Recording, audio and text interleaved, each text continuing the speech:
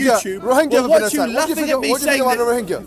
I think what's happening there is tragic. Yeah. I believe. So why have you not said in one sentence, actually, Rohingyas have been abused and I've got genocided? a website dedicated to this, but you never asked me about anything. Excellent. Thank you very much. Maybe we can work separately on this matter. I'm not joking. I'm only joking. To understand Israel, to understand the right to return, you have to understand Jewish persecution. Laugh at Jewish persecution shows that you don't understand it. But was I laughing at Jewish persecution? Or you were laughing at me taking it seriously. No. I'm laughing at you continually using the same sentence starter. That's what I'm laughing at, yeah? I was laughing at you laughing. I was laughing at you continually saying the Holocaust, the Holocaust, the Holocaust. Everything, you have to start the sentence with the Holocaust or my people are being persecuted. When I have a conversation with this black man here or that black man here, he's like, my people have been enslaved for 400, 500, 600 years. If I have a conversation with every ethnic group whose people have been persecuted and they start the sentence with my people have been persecuted, I'm going to find that they're either a parrot, a robot, ignorant, they need to go to the hospital. To be accused of anti-Semitism shows that you have no, this is what they do. Throw the anti-Semitism card whenever you feel like you're being under attack or whenever you feel like, you're losing the argument. That's a weak thing to do. I'll tell you what, Mohammed. That's a weak thing to do. Mohammed, it's born out of necessity because many people... When have I ever laughed at the Holocaust? When? Last week. I didn't laugh at the Holocaust. Okay, anyone just go on the internet. Okay, go on the internet. Let's go. No, hold on. Let's do it now because that's a very hard accusation. Yeah. So let's get the video out. You put it on your Twitter. Let's get it. No, let's get it. Laughing at your cries. Yeah. He was laughing at you. No. Mohammed, fine. Did you? You're becoming emotional. Yeah, you're abusing it. What do you have to do with the people that you are not involved in the Holocaust? No, hold on. You yourself are using your family's suffering as a way. Listening. Yeah, I'm listening. Then listen. Okay, so I'm asking you. See, look, if it was me on this side, if it was me on that side, and he was asking me, ask me at any point, do I condemn any of the innocent civilians being killed? I'll say completely condemn it, and I'll fight against it. Do you understand? Oh, bro, can you calm down for a second, yeah? We all eat, we all sleep, we all shit, we all believe in a God. Amen, I agree. We're not killing no one, we're not doing no harm. I agree. Why are you not arguing? Why? Okay. So as we were saying, yeah, Joseph, Joseph, this is an incident which there's no controversy around it. I've picked that incident, I've hand-picked that incident in particular. I'll hug you. Yeah, thank you, my friend, yeah, thank you. Do you know what I mean? Yeah, thank you, my friend. It's all entertainment here. All right, cool. First time I've been here, I had more. Okay, Akhi, you can have a discussion on that. You one camera there.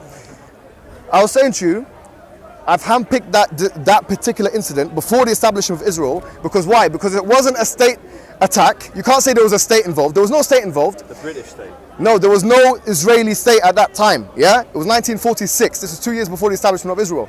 I've handpicked it because not only Palestinians were killed, but white British English people were killed. Okay. Exactly. Yeah, fine. But they were in a hotel. Those individuals were shot, dead, killed by Jewish individuals who believed in a Zionist state. I keep asking him, is this an act of terrorism? He says no, which to me shows that he does not mind casualties, so long as those casualties are not Jewish casualties. That's what you're saying. Okay, so now that's what you're allow saying. Me to respond. Go ahead. In my words. So as I categorically told you last week, and you can laugh at my answer all you like, but this is the reason. In the Holocaust, Jews were slaughtered. What's that got to do with what I'm saying about? Exactly, you have to learn to listen if you want to know the other perspective. You can't just dictate the terms of the Go ahead. Because they're uncomfortable. Jews were slaughtered in the Holocaust. As the Holocaust was going on, the British released the 1939 White Paper, the Peel Commission, which limited Jewish immigration to mandatory Palestine. Yeah? I didn't know 75,000 immigration for the next 10 years. 10,000 per year, no more than 10,000. 75,000 for the next 10 years. They limited the Arab migration swelled. Arabs moved, which absolutely contradicts the argument you were talking about Arabs being. You're talking about Arabs being removed before the creation of the State of Israel. Anyone who studies the actual censuses will see that in 1882 there were 270,000 Muslim Arabs, and then by 1946 that had swelled to 1.26 million, according to. So what? That's none of your business. That's not your country. So what if their population is increasing? Okay. So what if their so what? Why is it swelling? Why is it a wound? It's just population increase. You have to listen. You ask the question, I'm answering. I'm just asking, do you condemn that terrorism or not? You have to learn to listen. I am, but you're not answering the question. I'm trying to answer the question. No, you're not. In my words. You're talking about the Holocaust. I'm not asking you about the Holocaust. We both agree that the Holocaust was a disastrous thing. Why were the Irgun and Haganah against the British? Because they weren't giving them a national homeland. They were against the British because they capped immigration. To 75,000. Jews were Fine. slaughtered in the Holocaust, and they wanted to rescue the Jews. That's why they were fighting the British. That's why they targeted the military headquarters of the British in mandatory Palestine. So does that justify Irgun actually teaming up with the Nazis? Mate, stay on subject. No, hold on, because you're now justifying, not even calling a terrorist, a group of people who are not only terrorists by almost everyone. How did they collaborate with the Nazis? You tell me how they collaborated with the Nazis. There's many documents. How? In the World War, there were communications with Irgun and the Nazis, because they both had a very similar agenda. Both of them wanted an establishment of Israel so that they can get all the Jews out of that region and into another place. The Nazis wanted to establish Israel. Well, they wanted to get the Jews out of their country, didn't they? Mate, literally. Yes or no? They had a very similar agenda. The Jews, and that's why I believe, and I'm going to make a very controversial statement today, yeah? I believe here, this is the irony of all, mother of all ironies. You know why? Because you keep talking about the Holocaust. Well, actually, I can tell you 5 or 10 things which are very similar between Nazis and Zionists. One of them is that they both stress an ethnic identity as a main reasoning for their existence. Number 2, their homeland is based on ethnic national basis. Number 3, they both use ethnic. Well. Hold on. Number 3, they both use ethnic cleansing as a policy. Number 4, they don't tolerate minorities and they pretend to play with democracy. That's what I believe. Mate, so it's very similar. So just because your family were attacked by the Holocaust, you should, my friend, be in a better position now. Say, okay, well, I can see the horrors of the Holocaust. I don't want to transpose that into another community. And this is exactly the problem with people like you, Mohammed. What's the problem? I'm making this factual statement. Because you look at the world with such twisted and corrupt. Why is it corrupt? It's just subjective statement from your behalf. Okay, so let's just compare what you said, yeah? Yes, go ahead. Palestinians, what's their claim? Are they an ethnic cultural What are you talking about, man? What's their claim? Well, it's not monolithic. They're not a monolithic entity. And neither are the Zionists. Well, I'm not saying that they are, but the Zionists. No, hold on. I didn't say. Zionism and Nazism is the same. No, I didn't say that. You have to listen to exactly what I say because you can't be academic otherwise. I said that there are similarities between Nazism and Zionism, and some of those similarities entail that Nazism stresses an ethnic, nationalistic base for its existence. Number 2, that they stress that over and above everything else. You've got the friend and the foe, Carl Schmitt, a Nazi, very similar to Bechin. Read both of their works, they're very similar. The point is, how are they similar? You tell me about. Okay, so Carl Schmitt, who's a Nazi philosopher who wrote in the 30s and 40s, he talked about identifying the friend and the foe. And identifying the friend and the foe, and in a way, he criticized what he saw was a pluralistic liberalism, all these kind of things, because of what he saw was the corrupted elements of society that could emerge as a result of it. Nazism is very similar to that, and obviously because that is Nazism, Carl Schmitt was a Nazi. Yeah. Zionism is very similar to this as well. You said Begin, didn't you? Yeah, Begin wrote a book called The Revolt. Yeah. Have you read it? I've read it. Yeah. Okay. So me too. So as soon as let's see if you've read it. What does he say the first time when you open the book, page 2 or 3? What does he say? I don't know what he says. So let me tell you what he says. Because when you read a book, the first thing you read should be the first thing you remember. In psychology, they call it primacy effect and recency effect. The first thing you read should stick in your memory. The first thing he talks about in an interesting way is hate. He talks about hating people. This is what would then become Prime Minister of Israel in the 80s. He talks about hating people.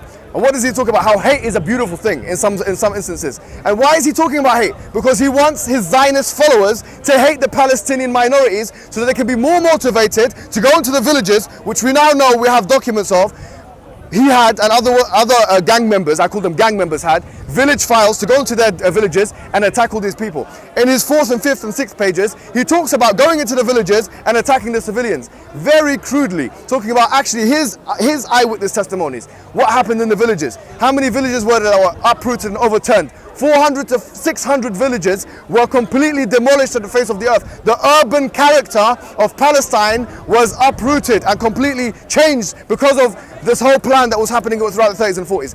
What you're talking about, sir, is basically Nazi policies in action in Palestine. But whereas you keep talking about it, oh, my family had this and that, and you're laughing about this, you don't want to acknowledge it for the Palestinians. That's why I believe you are a racial supremacist in the same way. No, I believe you are. What have I ever said about Palestinians? You've never once said there's been any kind of ethnic cleansing. You've never once acknowledged that the blockade is against human rights. You've never I once said there was ethnic cleansing. You've never once spoken about the settlements being against international law and actually a breach of the human rights of those individuals. You've never once talked about the idea. You've never once said that the Israeli Defense Forces have completely taken the rights to dehumanize human beings that are Palestinians, killed some of those. You've never once, even Amnesty has a whole, go on amnesty.com, yeah? Go on the Israeli-Palestinian conflict, you'll see they have a whole report on this thing. Yeah. They talk about how many people have been, I'm not me, brutalized and tortured by the IDF and the Israeli government. Why do you not want to actually acknowledge this? These are not Muslim groups. All of these groups are coming to the same conclusion, but you, my friend, are putting your hands in your pockets, pretending no one is being killed except for Jews. And you keep saying you're laughing and you're dying and this and that and anti-Semitic. Mate, you're literally arguing with yourself. No, you don't want to acknowledge. Do you acknowledge the fact that the Israeli Defense Forces have been the actors and the reason for a lot of the torture that has taken place with the Palestinian communities? Do you accept that or not? So your definition's like yes or no? No. Okay, no. So that's what I'm talking about. You don't mind if the Israeli defense. You have a complete bias, a psychological. Mohammed, are you going to let me talk? You're steeped in bias. Are you going to let You're me steeped talk? in bias. You literally spoken for 15 minutes solid. No, I haven't. Come on, man. We can quickly look at that. Go ahead and say something. Okay.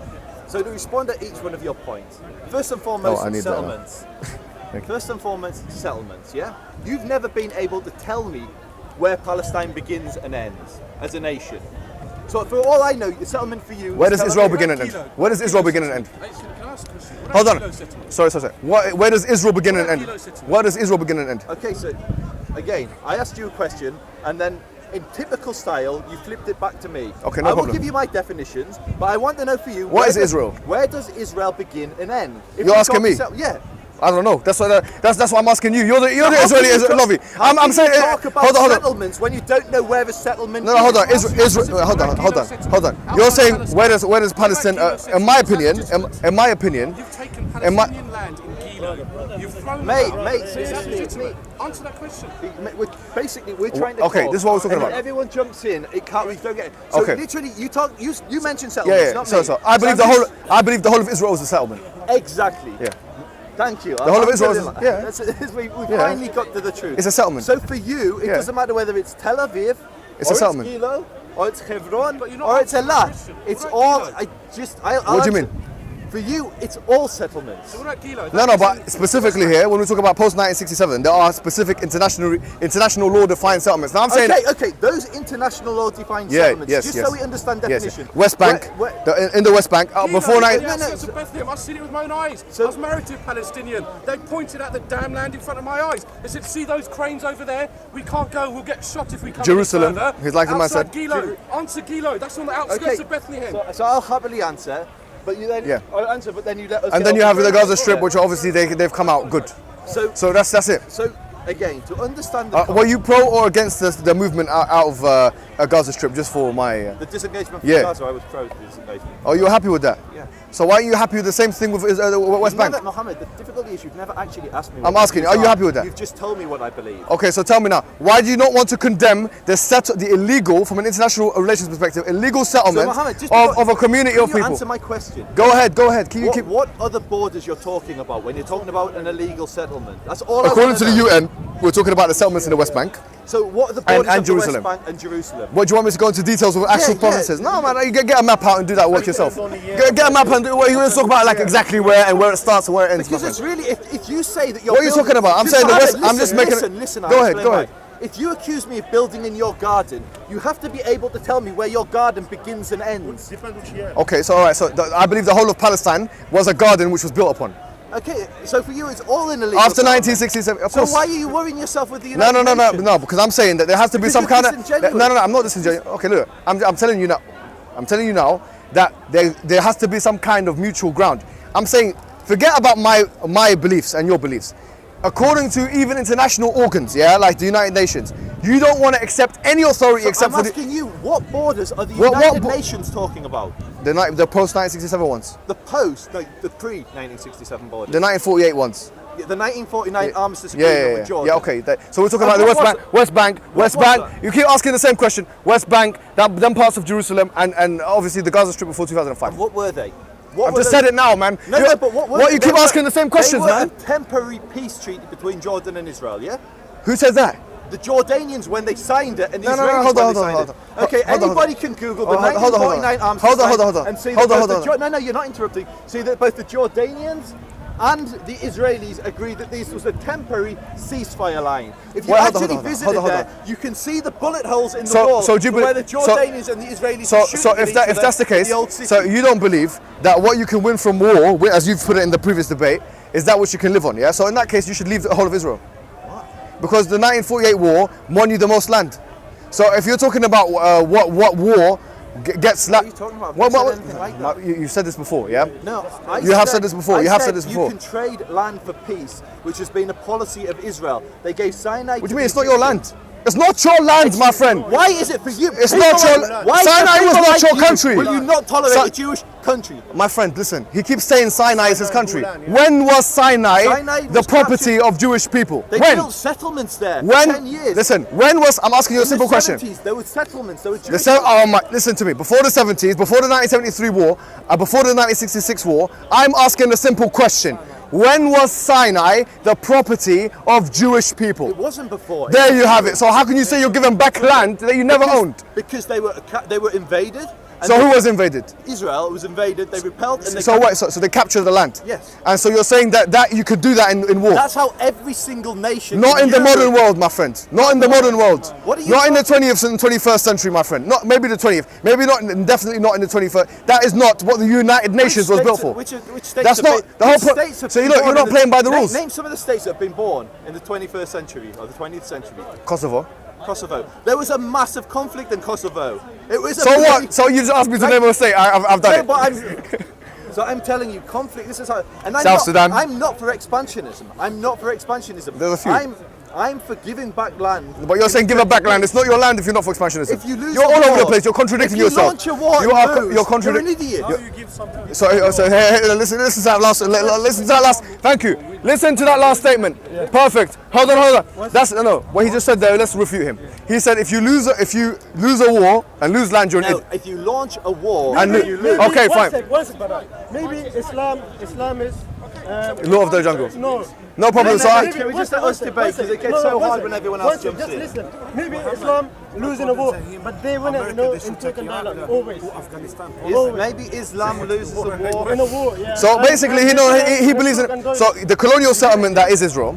Israel is not a colonial settlement. Oh yes, it is. This is the problem. You want to talk about colonialism? How did Arabs? We're not talking about the medieval period, no. We're talking about the present day. Dictate the terms of the debate. Because we're not talking about medieval politics. That's a different structure. Why do you think Iran is involving itself in Syria, Lebanon, I don't care about Iran. Yemen? You can go and speak to any diplomat about that. Why do you think Saudi Arabia is involved? I don't care about it. Go and speak to a Saudi Arabian diplomat. I'm not here to defend those individuals. What now? I'm talking about Islam. What? Seriously, what? I'm not here to defend Egypt, Saudi. Who are the Jews colonizing? Palestinians. No, they're not. They're not enforcing Hebrew on the Palestinians. Oh yeah? So there's not talk of a Jewish state? There's freedom of religion in Israel. Oh yeah. No, 400 mosques. So is there freedom of speech and expression in Israel? Absolutely. Oh, is that why everyone, almost all the historians and academics that speak against Israel are not Norman Finkelstein? What does Norman Finkelstein say? What does he say about freedom of religion? No, he's banned from Israel. What does he say? He's banned from Israel. It's got nothing to do with religion. It's done, my friend. You said name one. It's done. What about Ilan Pape? He's banned. He's banned as well. If you can't hold a logical thought, that's not my fault. He said name one. I gave him two. You said there's religious. We're talking religious freedom. Norman Finkelstein. No, I said we still talk about expression. Both. He said freedom of expression. That's what I said. I said freedom of expression. What are you saying now? Seriously, what are you saying now? Okay, I misheard. I thought. So is there freedom of expression in Israel in the same way as there is, for example, in the UK? Yeah. So if that's the case, if I were to attack, was Lovin Sutton banned from the UK? No, hold on. Did you laugh at that? I don't even know about that. No. Maybe it was Ali. What I laugh about is my own freedom of expression, my friend. But no, seriously, did the UK? It doesn't seem like you only want freedom. Did the UK? Yeah, I don't care about that. So is that freedom of expression? Of course there is. Is that because she was not? Hold on. First and foremost, she was not a citizen of the United Kingdom. Yeah, Norman Finkelstein. Yes, he is, my friend. Ilan Pape is a citizen of Israel. I said Norman Finkelstein. Ilan Pape is a citizen of Israel. He was born in Israel, and he's a citizen of Israel. He's banned from it. He renounced his citizenship. No, he wasn't. He was banned from it. No, he renounced. See, that's what you want everyone to believe, isn't it? Go on. Imagine now I attack the what do you call it, the British government, and they not allow me back into the UK. I not attack them physically, obviously. I'm talking criticism. People can go. So here's what I'm saying. You only want freedom of expression so long as it serves your cause. When freedom of expression is academically put to you, that attacks Zionism, exposes it. Mohammed. You know, it's not freedom of expression anymore. Do you support that, by the way? Do I support Israel? Banning Ilan Pape. Personally, no. You don't. So they're wrong. Yes or no? They're wrong. By my definition, yes. Yeah. So Israel's wrong. So by my definition, I believe there should be complete freedom of speech. Okay, good. And I don't. Finally, it's the first. You know how difficult that was. Difficult to criticize your own government's policies. It's unbelievable. Government, I'm British. No, but you're part of the Israeli advocacy movement, so you are representing the Israeli government. I'm not representing the. So what you represent? You're advocating myself in the Israel advocacy movement. So what is the advocacy movement? What does it do? Go on, tell me what it does. Promotes Israel in the UK. So okay, I'm now telling you that it's good that you actually not done that and you've criticised Israel. Now your funders. No. My funders. What are you talking about? Now your funders not gonna like that. Funders? I don't know. You tell me. This is a typical like nonsense we get. You have a donate thing. I've had a donate button, which is at a total. So you have funders, my friend. Yeah. If you have donate, you have funders. That's how it works. A total of £30 has flown into the organisation. Yeah. I spent thousands of pounds on it. You had £30 come in. And I spent thousands. Okay, let's make that transparent, my friend. Let's make that transparent.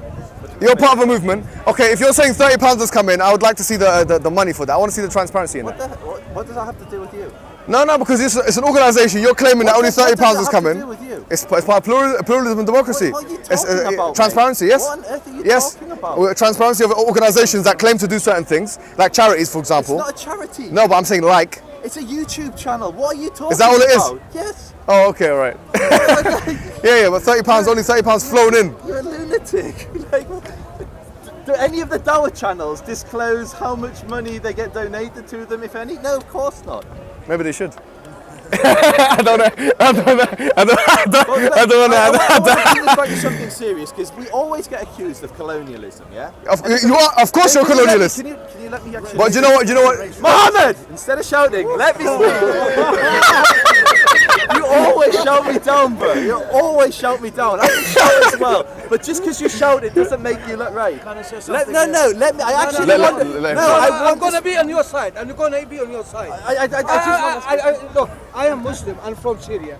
Netanyahu is much better than Bashar al-Assad. I agree with that one. Okay? We both agree on that I think one. that's something all of us agree with. You agree with that? Bashar al-Assad is not a good guy. Yeah. Alhamdulillah. No one here disagrees with that, yeah? Is anything going to stop violence, that question? No. So let's stay off Syria. Colonialism. Stay off Palestine. No, let's say colonialism, yeah? Yes, colonialism. I get so tired. What is colonialism? Define it. So colonialism is where you have a powerful entity, a state, an empire, that creates a colony, which then What's a sends colony? tribute. A colony is when you create effectively, a settlement is a good word, a settlement of people from that state. This guy's just digging a hole for himself, my friend. We'll see if I am. We'll see if I am, Mohammed. We'll see if I am actually digging a hole when we actually look at the definitions, yeah? Yeah, you're doing it now, go on. So let's listen. We'll use your language. We'll use your language. Go on. When you have an empire like the British Empire, it creates a settlement, or a colony as it's commonly called, in say North Africa or anywhere in the world, which they then look military personnel and which they then look to spread the economic culture of that colony into that region, and then they rip out the resources and send it back to the host nation. Yeah? That sounds like Israel to me. Okay, so let's explore. Is that Israel? So let's explore. Does Israel do that or not? So let's explore this. Come on. And you have to be quiet, and you have to not interrupt. No You problem. have to let me. Tell me why that's not Israel. Go on. Okay. So if you look at Arab colonialism, and I'll answer with Israel, but I'm going to start in my own way. If you look at Arab colonialism, it's spread out from various different caliphates, be it based in Iran, be it based in Saudi Arabia. It wasn't really colonialism because it wasn't a colony. It was a complete taking over of land. You have to listen. They took it over. No, it was an actual. They would create colonies there first. Like who? So in the Umayyad dynasty. It wasn't colonies. It was a takeover. It was a takeover. No, you actually don't. They didn't actually. What do you mean? I don't know. You clearly don't. It's called the Umayyad, anyways. And they took over the Umayyad. It's one of the. Yeah, the Umayyad. Not the Ummah. The Ummah is any of the caliphates. No, Umayyad. Oh, Ummah is in the caliph. Yeah. No, Umayyads are called the Umayyad. Okay. Yes. In In Arabic? Yes. Yeah, okay. And the Abbasids, or the Abbasid, I don't know how you guys say it. But it wasn't colonies. They took over the land. They took it over. They conquered the land. They conquered the land. Yeah. That's it. But then what they did, they moved military Arab forces into those regions. Yeah. Okay. But then it wasn't until generations after that they began actually, for instance, they would spread Islam. Islam wasn't the first thing they spread. I don't know. No, I don't know about this. I mean, this we're talking about medieval period now. It's fine. We're talking about the contemporary period. It's fine. By the way, I'm allowed to talk on my terms. No, I but- listen to you, no, and I but- don't tell you how to answer. So you do the courtesy of not telling me how to answer. Okay, tell me why Israel is not a colonial power. Mohammed, can you let me answer in my own words? Yes, please, go ahead. Okay. But don't go around the world. No, I have to go around the world. You do. We have to look at examples of colonialism. We have to look at examples of No, historical you don't. colonialism. You don't need to. Understand. Look what at colonialism is. look at contemporary examples. listen, Look at contemporary examples. So when you had the colonial based out, for instance, you had Mecca and Medina. The tribute that was Look sent at from contemporary Mecca, examples. Can you listen Look at instead of contemporary dictating the terms? Why are you looking at medieval I'm not going to be examples? bullied by you. I'm going to answer in my own way. Okay, go ahead. If you don't like it, don't listen. Keep talking about bullied. That's not bullied. You're not being bullied, my You are, friend. because you're trying to dictate how we talk. And Why- I'm saying no. You keep saying bullied. It's No, 'cause quite, it's that's what you're comical, trying to isn't do. it? It's not. That's what you're trying to do. I'm not bullying you. You're trying to dictate how I answer. How do you define being bullied? It's when somebody tries to exert force coercion to. Where's my force coercion? I'm not using any force coercion right now. Okay, let me answer. Oh my God. Go on, man. Let me answer. Okay, so. It seems like Israel are For bullies. instance, when they conquered Alexandria, they said they captured 40,000 or 10,000, I can't remember which, whole tax-paying Jews, which would then. What are you send a talking about? Arab colonialism. Which ones? This is in the Umayyad dynasty. Okay, give me the reference for that, please. Okay, this is in. I got this from a book called Islamic Imperialism by Ephraim Karsh. And Ephraim Karsh. Okay. So that's a secondary source material. So It's a what secondary have source. you looked at the primary source? So I can pull up the. No, you don't need to. Don't waste my time with this. Sorry, but Okay, what I'm going to say is that you don't compare medieval empires with contemporary Mohammed, 20th that's exactly century. what you've been doing. When? Whenever you've quoted Ilan Pape or anyone like that, Go on. you say it's from documents that you've never read. I've read them. No, you haven't. Okay, tell me which ones, and I'll tell you what it says on it. So, you tell me what you've read. So, for example, today the documents I've talked about is the Chaim Wiseman or Chaim Wiseman document. That's the primary source material. There were letters that were sent from Chaim, that were sent from I'm talking about the 1998 papers you were talking about. 1998 papers that were published by the Israeli military. What did you read? And it shows about the commands that were given in the villages and all these kind of things. Which Yeah. ones did you read? I don't know the names of the papers. They've got numbers on them. Because I'm saying you also, like me. The 1998. You can Google that though. Unfortunately, I can't. The question is You're avoiding the questions. Okay, so let's get back on it instead of going around frame. Well, he's talking about medieval Islamic empires. Okay, so let's fast forward to another colonial empire. Go on. Let's fast forward to the British Empire. Okay, that's more like it. How did the British colonize most of the known world? Well, like for example, when they went into India, 1607 or whatever it is, and they put like a economic trading post, and then they expanded from that, and then they took on, then they actually military the wars like And where did the resources that they rip out? Where did they go? went back to the empire. So they were a colony of Britain, yeah? Yes. So when you talk about colonialism from Israel, yeah? Yes. What is Israel a colony of? What do you mean colony of? What does that mean? So what is That's Israel? you're using semantics. What is Israel does a this. colony Israel. of? I'm saying to you. Let me say to you. The same way that Britain took over India and takes their resources and minerals, yeah, and did wars and conducted many wars like the three Mysore wars and the Maratha war and the Sikh war and all these wars that they did, the Sikh Empire war and all these wars that they did, the Plassey Battle of Plassey and all them things. The same way that the British did that in India is the same way as the Israelis are doing that in Palestine. Okay, so let's stop Palestine. and recheck. So when Britain was doing that in India, where was the wealth they were ripping out going? Where was these Indian colonies a colony of? They were a colony of Britain. The British Empire, yeah. So I'm asking you, if Israel is a colony... I'm not saying Israel is a colony. I wasn't saying Israel is a colony. It's just a colonial power. Okay, so where are the colonies that Israel's created? Okay, so for example, the settlements in the occupied territories. These are pseudo colonies, yes. And you have also the Gaza Strip until 2005, yes. And then even after 2005, the blockade and stuff that's happening within it. And then you have also obviously the whole of the state of Israel from 1948 up until this present day. Those places where Arabs lived, to put it bluntly, towns where Arab lived, they were overturned. Those 600 to 800 or whatever it is, villages and towns, the urban centers. The fact that they were reformed, regenerated, and made into Israeli-occupied places, that is what you call colonialism. In fact, it's more than colonialism. It's worse than colonialism. So I believe that the British... Is Pakistan a colony?